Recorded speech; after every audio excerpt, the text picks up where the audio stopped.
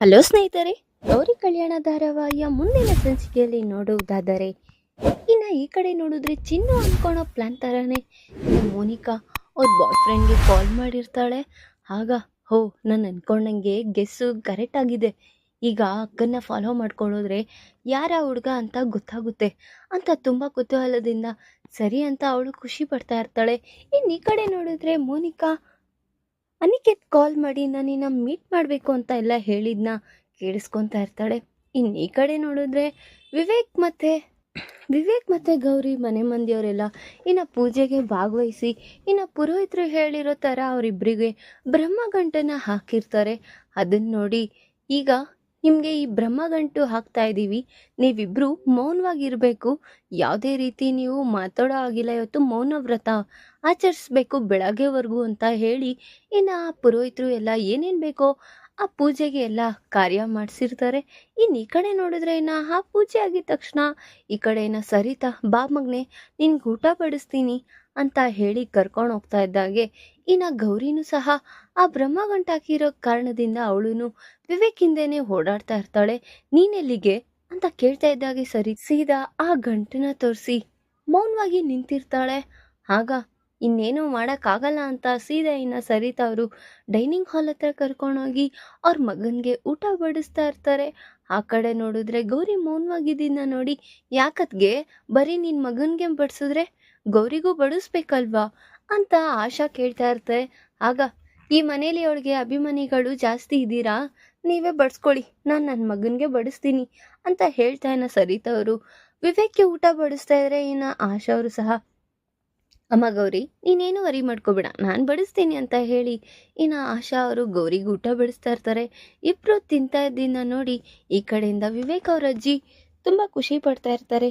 ಹೀಗೆ ಅವ್ರು ಯಾವಾಗೂ ಖುಷಿಯಾಗಿದ್ರೆ ಅಷ್ಟೇ ಸಾಕು ಅಂತ ಅನ್ಕೊಳ್ತಾ ಇರ್ತಾರೆ. ಅದನ್ನ ನೋಡ್ತಾ ಇನ್ನ ಅಮ್ಮ ಎಲ್ಲ ವಿಚಾರಕ್ಕೂ ಈ ಅತ್ಗೆ ಮೂಗ್ ತೂರಿಸ್ತಾ ಇದ್ದಾರೆ ಅಲ್ವಾ, ಏನಾದರೂ ಮಾಡಿ ಇವರಿಬ್ರು ಮಧ್ಯ ಹೋಗ್ದಿರಂಗೆ ಮಾಡ್ಬೇಕಲ್ವಾ ಅಮ್ಮ ಅಂತ ಹೇಳ್ತಾ ಇದ್ದೀನ ನೋಡಿ. ಹೌದು ಕಣೆ, ಏನಾದರೂ ಒಂದು ವ್ಯವಸ್ಥೆ ಮಾಡಬೇಕು ಅಂತ ಹೇಳ್ತಾ ಇರ್ತಾರೆ ಅವ್ರ ಅಮ್ಮನೂ. ಧಾರಾವಾಹಿಯ ಪ್ರತಿಯೊಂದು ಸಂಚಿಕೆ ತಪ್ಪದೆ ನೋಡಬೇಕಾದರೆ ನಮ್ಮ ಜ್ಯೋತಿರ್ಭವ ಚಾನಲ್ನ ಈಗಲೇ ಸಬ್ಸ್ಕ್ರೈಬ್ ಮಾಡ್ಕೊಳ್ಳಿ, ಹಾಗೆ ಪಕ್ಕದಲ್ಲಿರುವ ಬೆಲ್ ಬಟನನ್ನು ಪ್ರೆಸ್ ಮಾಡಿ ಅದರಲ್ಲಿ ಆಲ್ ಆಪ್ಷನ್ ಸೆಲೆಕ್ಟ್ ಮಾಡ್ಕೊಳ್ಳಿ. ಇದರಿಂದ ನಾವು ರಿಲೀಸ್ ಮಾಡುವಂತಹ ಸಂಚಿಕೆ ಅಪ್ಡೇಟ್ ನೋಟಿಫಿಕೇಶನ್ ಸಿಗುತ್ತೆ. ಇನ್ನು ಈ ಕಡೆ ನೋಡಿದ್ರೆ ಮೋನಿಕಾ ರೆಡಿಯಾಗಿ ಇನ್ನೇನು ಹೊರಡ್ತಾ ಇದ್ದಂಗೆ ಅಷ್ಟೊತ್ತಿಗೆ ಕಾಂತಲಕ್ಷ್ಮಿ ಎದುರಾಗಿ ಎಲ್ಲಿಗೆ ಹೋಗ್ತಾ ಇದೆಯಾ? ಅದು ಏನೂ ಇಲ್ಲಮ್ಮ, ನನ್ನ ಫ್ರೆಂಡ್ನ ಮೀಟ್ ಮಾಡಿಬಿಟ್ಟು ಬರಬೇಕು. ಹಾಂ, ನಿನ್ನ ಫ್ರೆಂಡಾ? ಈಗೆಂತಕ್ಕೆ? ಎಲ್ಲಿಗೂ ಹೋಗೋದು ಬೇಡ, ಮನೇಲಿರು. ಇಲ್ಲ ಅಮ್ಮ, ಬೇಗ ಹೋಗಿ ಬೇಗ ಬಂದುಬಿಡ್ತೀನಿ, ಅರ್ಥ ಮಾಡ್ಕೊ, ಸ್ವಲ್ಪ ಪರ್ಸ್ನಲ್ ಮಾತಾಡಬೇಕು ಅಂತ ಹೇಳ್ತಾ ಇದ್ರು ಬೇಡ ಅಂತ ಹೇಳ್ತಾ ಇದ್ದೀನಿ ತಾನೇ. ನಿನ್ನ ಒಂದು ಸತಿ ನಂಬಿಟ್ಟೆ ನಾನು ಫೂಲ್ ಆಗಿದ್ದೀನಿ, ಇನ್ನು ನಿನ್ನ ಪದೇ ಪದೇ ನಂಬ್ತಾ ಇದ್ರೆ ಇನ್ನೂ ದೊಡ್ಡ ಫೂಲ್ ಆಗಿಬಿಡ್ತೀನಿ ಅನಿಸುತ್ತೆ ಮೋನಿಕಾ. ಬೇಡ, ನಿನ್ನ ಪಾಡಿ ನಿನ್ನ ಮನೇಲಿದ್ದು ಏನು ಕೆಲಸ ಇದೆಯೋ ಅದನ್ನು ಮಾಡ್ಕೊ, ಎಲ್ಲಿಗೂ ಹೋಗೋ ಅಂಥದ್ದು ಬೇಡ ಅಂತ ಹೇಳಿ ತಡಿತಾ ಇದ್ದಂಗೆ ಇನ್ನು ಆ ಕಡೆಯಿಂದ ಚಿನ್ನು ಬಂದು ಅಮ್ಮ ಬಿಡು ಅಮ್ಮ, ಅವ್ರ ಸ್ನೇಹಿತರನ್ನ ಮೀಟ್ ಮಾಡಬೇಕು ಅಂತ ಹೇಳ್ತಿದ್ದಾಳೆ ತಾನೆ, ಹೋಗ್ಬಿಟ್ಟು ಬರಲಿ ಬಿಡು. ನೀನು ಏನೇ ಮಾತಾಡ್ತಾ ಇದೆಯಾ?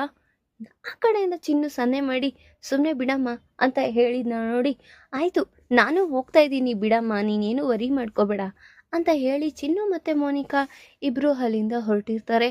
ಅದೇ ಟೈಮ್ಗೆ ಶ್ಯಾಮ್ಗೆ ಕಾಲ್ ಮಾಡ್ತಾ ಇರ್ತಾಳೆ ಚಿನ್ನು. ನಾವು ಅಂದ್ಕೊಂಡಿದ್ದ ಪ್ಲ್ಯಾನ್ ಸಕ್ಸಸ್ ಆಗ್ತಿದೆ, ಈಗ ನಾನು ನಮ್ಮ ಅಕ್ಕನ ಕರ್ಕೊಂಡು ಹೋಗ್ತಾ ಇದ್ದೀನಿ, ನೀನು ಆ ಕಡೆಯಿಂದ ಬಂದುಬಿಡು ಶ್ಯಾಮ್ ಅಂತೆಲ್ಲ ಹೇಳ್ತಾ ಇದ್ದೀನಿ ನೋಡಿ.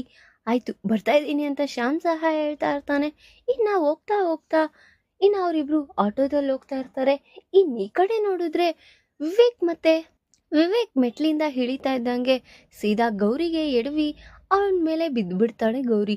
ಅದನ್ನ ನೋಡಿ ಏನು ಮಾಡ್ತಿದ್ಯಾ ಅಂತ ಹೇಳ್ತಿದ್ದಂಗೆ ಅವಳು ಮಾತಾಡ್ತೀರಾ ಬರೀ ಸನ್ನೆಲೇ ತೋರಿಸ್ತಾ ಇರ್ತಾಳೆ.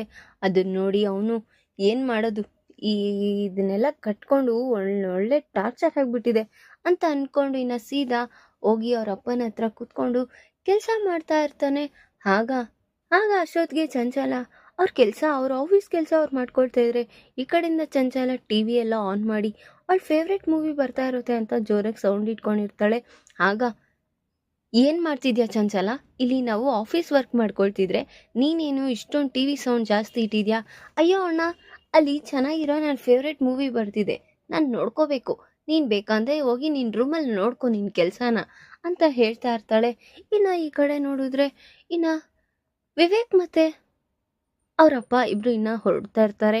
ಇನ್ನು ಈ ಕಡೆ ನೋಡಿದ್ರೆ ಮೋನಿಕಾ ಏನಪ್ಪ ಮಾಡೋದು, ನಾನು ಬೇರೆ ಹೋಗ್ತಾ ಇದ್ದೀನಿ, ಅದಲ್ದಿರೋ ಚಿನ್ನು ಬೇರೆ ಬರ್ತಿದ್ದಾಳೆ, ಆ ವಿವೇಕ್ ಏನಾದರೂ ಅನಿಕೇತ್ನ ಏನಾದರೂ ನೋಡಿಬಿಟ್ರೆ ಏನಪ್ಪ ಕತೆ ಅಂತ ಯೋಚನೆ ಮಾಡ್ತಾ ಇದ್ದಂಗೆ ಆಗ ಅಶೋತ್ಗೆ, ಅಕ್ಕ ಏನು ಗೊತ್ತಾ, ನನಗೆ ಎಮರ್ಜೆನ್ಸಿ ಒಂದು ಕೆಲಸ ಬಂದಿದೆ, ನೀನು ಬೇರೆ ಆಟೋ ಮಾಡ್ಕೊಂಡು ಹೋಗು, ನಾನು ಎಮರ್ಜೆನ್ಸಿ ಹೋಗಲೇಬೇಕು ಅಂತ ಹೇಳಿ ಚಿನ್ನು ಅಲ್ಲಿಂದ ಹೊರಡ್ತಾ ಇರ್ತಾಳೆ. ಈಗ ಮೋನಿಕನ್ ಬಂಡವಾಳ ನಿಜವಾಗ್ಲೂ ಚಿನ್ನುಗೆ ಗೊತ್ತಾಗಿ ಆ ವಿಚಾರನ ಗೌರಿಗೆ ತಿಳಿಸ್ತಾಳ. ಈ ಕಡೆ ನೋಡಿದ್ರೆ ಗೌರಿ ಮೌನವ್ರತದಲ್ಲಿ ಆಚರಣೆ ಮಾಡ್ತಿದ್ದಾಳೆ.